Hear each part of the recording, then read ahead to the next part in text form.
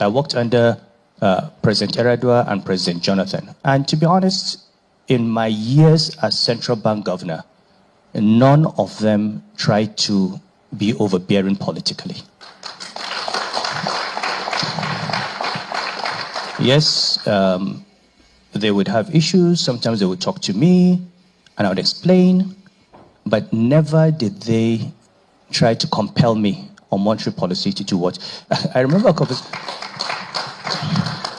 an interesting conversation with President Jonathan. We had very high interest rates because we're trying to bring down inflation. And people went to him and complained, companies borrowing, you know, and all that. Private sector people, interest rates were too high, credit. And he called me for a meeting and said he had too many complaints about interest rates. Can't you bring down interest rates?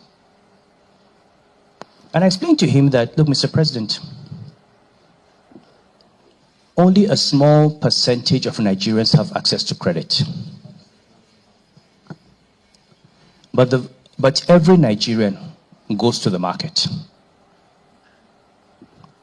If I bring down interest rates, it is because I have printed money.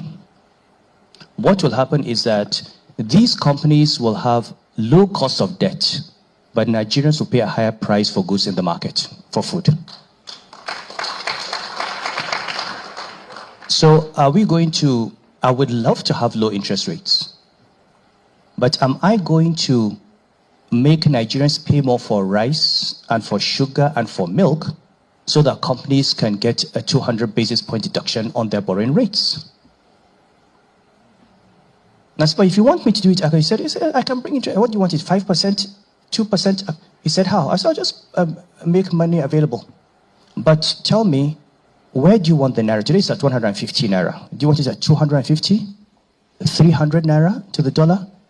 He said, no, I don't want a devaluation. I said, then you can't have low interest rates, sir.